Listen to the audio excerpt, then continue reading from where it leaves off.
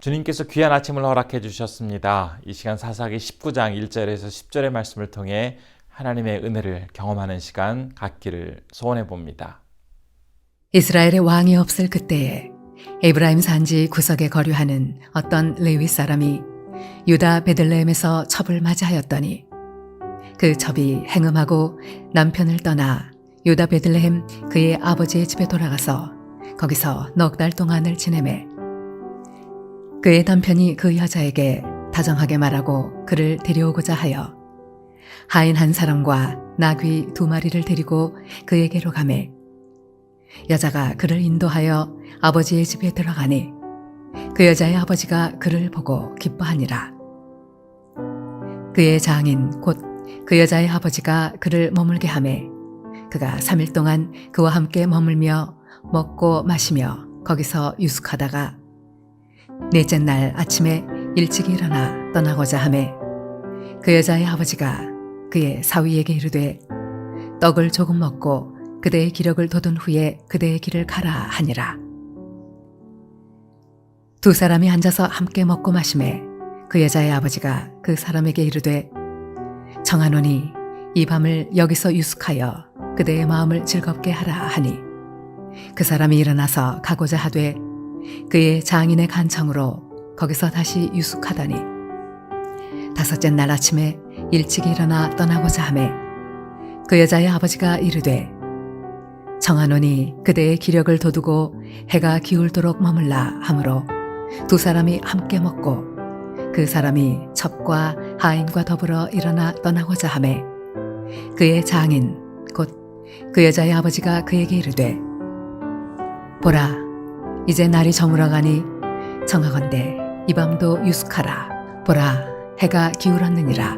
그대는 여기서 유숙하여 그대의 마음을 즐겁게 하고 내일 일찍이 그대의 길을 가서 그대의 집으로 돌아가라 하니 그 사람이 다시 밤을 지내고자 하지 아니하여 일어나서 떠나 여부스 맞은편에 이르렀더니 여부스는 곧 예루살렘이라. 안장지운 나귀 2마리와 첩이 그와 함께 하였더라. 사사기 19장 1절은 이스라엘의 왕이 없을 때라는 표현으로 시작을 하고 있습니다.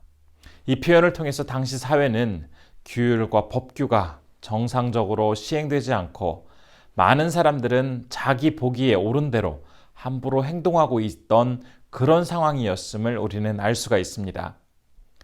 그러면서 이어지는 이제 이야기 가운데에는 한 레위 사람에 대한 기록이 있습니다. 그는 에브라임 산지에 살고 있었고 베들레헴 출신의 여성을 첩으로 맞아들였습니다. 당시 사회에서 여성을 첩으로 들였다라는 의미는 노예였던 여성을 아내로 맞이하거나 아니면 일반적으로 지참금을 주고 아내를 데려오는 것과는 달리 지참금 없이 아내로 데리고 왔음을 의미하는 그러한 표현입니다. 그런데 이 첩을 들인 사람은 다름이 아닌 레위 사람이었습니다. 하나님을 섬기기 위해서 구별된 일을 담당하던 이 레위인이었는데 당시에 자신의 아내가 있었음에도 불구하고 다른 여성을 첩으로 또 두고 있다는 이 사실에서 당시 이스라엘의 영적, 도덕적 수준이 얼마나 타락한 형편없는 상태였는지를 우리는 알 수가 있습니다. 이제 2절부터 이어지는 이야기 속에서는 이 레위 사람과 그의 첩 때문에 생겨지는 여러 가지 복잡한 상황이 기록되어 있습니다. 참 알 수 없는 상황은 여인이 간음을 하고 나서는 남편을 떠나서 친정 아버지가 있는 베들레헴으로 가서 그곳에서 꽤 오랜 기간 머물고 있습니다. 율법상 결혼한 여성이 특별한 이유 없이 남편을 떠나서 친정이나 다른 장소로 도망가는 것은 허락되는 행동이 아니었습니다. 그럼에도 불구하고 지금 이 여인은 자기 마음대로 남편을 떠나서 친정에 가 있게 되었습니다. 이 레위인 남성은 아내가 돌아오기를 4개월간이나 기다렸지만 여전히 돌아오지 않자 그 떠난 아내를 찾기 위해서 베들레헴으로 가서 장인을 만나게 됩니다. 그리고 나서는 이제 아내를 돌려보내달라고 요청을 하게 되는데 장인의 입장에서는 레위 사람의 아내가 된 딸이 특별한 이유도 밝히지 않은 채 친정으로 와서 별거하고 있는 이 상황에 대해서 굉장히 수치스럽고 불명예스럽게 받아들이고 있었습니다. 그런데 사위가 와서 딸을 찾아가겠다라고 할 때 그에게는 너무나 기쁘고 그 사위가 고맙게 받아들여졌습니다. 특별히 고대 근동 지역에서는 자신을 찾아온 손님을 아주 극진히 대접하는 그러한 풍습이 있었습니다. 일반적으로 3일 동안 열렬히 그 손님을 환대하는 그런 풍습이 있었는데 지금 레위인 사이를 맞이하는 그 장인의 입장에서는 그를 3일로는 부족하다고 생각을 했는지 닷새 동안이나 머물러 달라고 요청을 합니다. 그리고 나서도 더 머물러 달라고 요구를 하고 있었는데 그러나 더 이상은 늦어지면 안 된다고 판단을 하였는지 이 레위 사람은 아내와 하인들을 데리고 이제 길을 떠나게 됩니다. 9절의 말씀을 보면 그가 길을 떠난 그 시각은 바로 날이 저물어 갈 때였다라고 전하고 있습니다. 먼 길을 떠나는 사람에게 있어서 왜 이 시간에 출발을 하였는지는 선뜻 이해가 되지 않습니다. 그럼에도 불구하고 그는 그 시각에 길을 떠나서 예루살렘 맞은편에 이르게 되었다라고 오늘 본문 10절은 전하고 있습니다. 특별히 마지막 9절과 10절은 단순히 그가 늦게 출발했다라는 것을 전하는 것에 그치는 것이 아니라 이제 이후에 일어나게 될 아주 커다란 사건이 있는데 그 사건의 발단이 바로 여기에서부터 시작되었음을 보여주는 아주 중요한 의미가 담겨져 있는 그러한 구절입니다.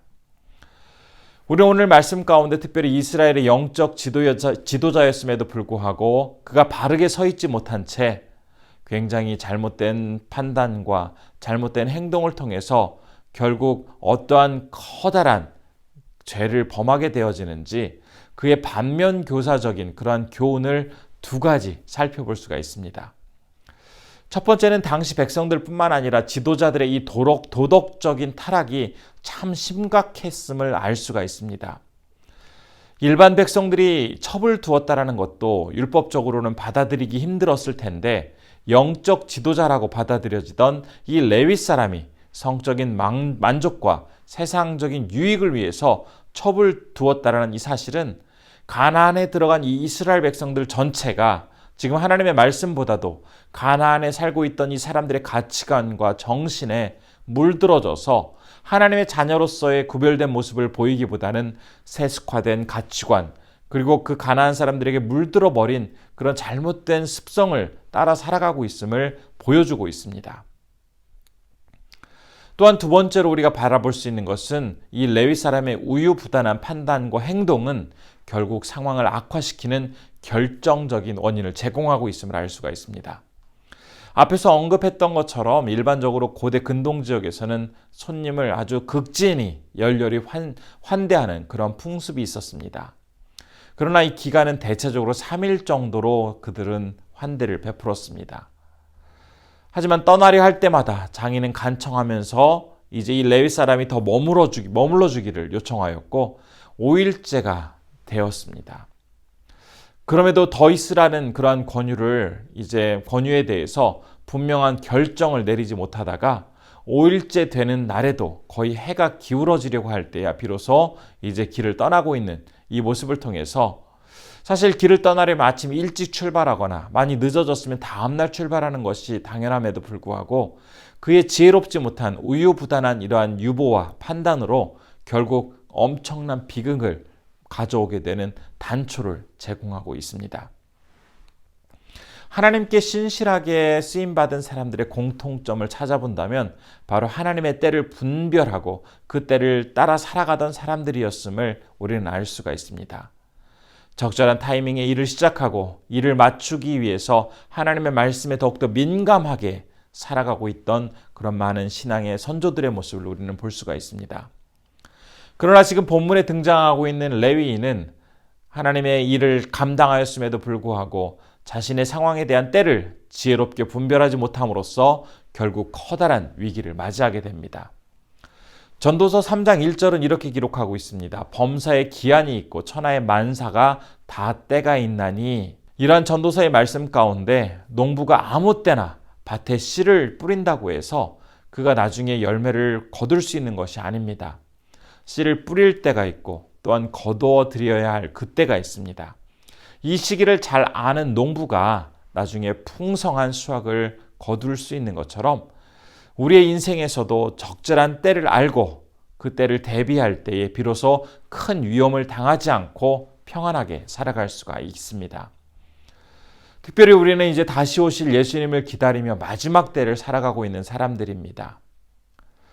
참 우리가 지금 마지막 때를 살아가고 있음에도 불구하고 미련한 사람들은 이때가 마지막 때인지도 알지 못한 채 여전히 자신의 유익과 기쁨을 추구하고 살아가고 있습니다. 때를 분별하지 못한 채 살아가는 사람들의 최후, 우리는 노아의 시대에 살아가던 많은 사람들이 결국 홍수의 심판 앞에서 무기력하게 다 사라지게 되는 그러한 장면을 통해서 때를 준비하지 못한 자들의 최후를 알 수가 있습니다. 또한 마지막 때를 잘 준비했던 슬기로운 다섯 처녀와 잘 준비하지 못했던 미련한 다섯 처녀의 그 비유를 통해서 우리 또한 이 마지막 때를 살아가면서 이제 다가올 천국 잔치를 준비하면서 슬기로운 다섯 처녀와 같은 모습으로 이 때를 살아가야 함을 다시 한번 결단해 보게 됩니다. 오늘도 이제 우리가 이 귀한 하루를 살아가게 될 때 슬기로운 다섯 처녀처럼 주님의 때를 지혜롭게 분별하며 주님 앞에 더욱더 온전한 모습으로 살아가길 위해서 힘쓰시는 우리 성도님들 되시기를 간절히 바라봅니다.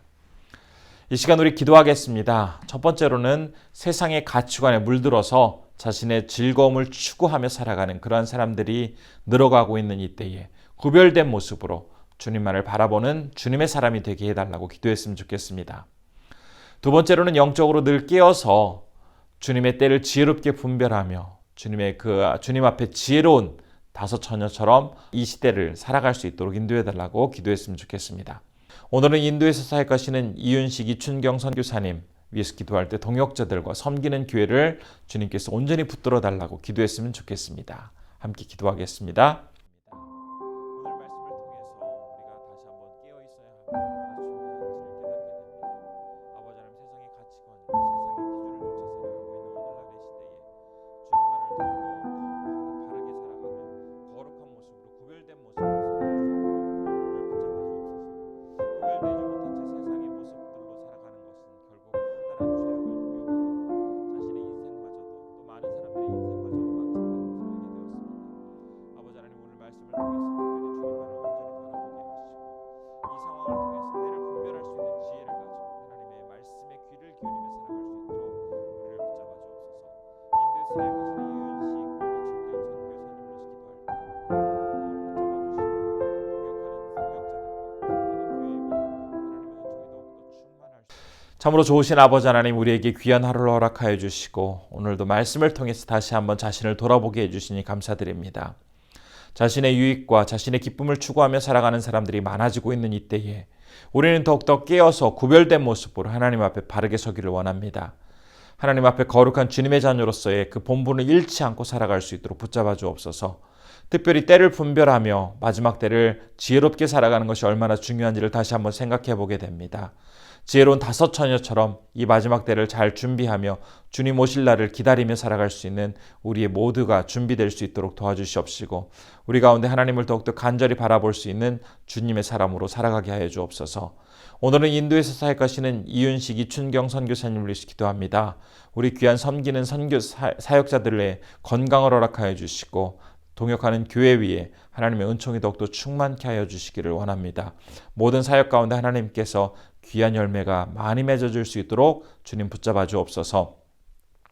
오늘도 우리 성도님들 하루를 살아가게 될 때에 하나님이 주시는 은혜와 지혜로서 승리케 하여 주시고 어느 곳에서나 주님의 자녀로서의 빛과 소금의 역할을 잘 감당하실 수 있도록 우리 성도님들 붙잡아 주옵소서. 모든 것 주님께 의탁드리오며 예수님의 이름으로 기도드리옵나이다. 아멘.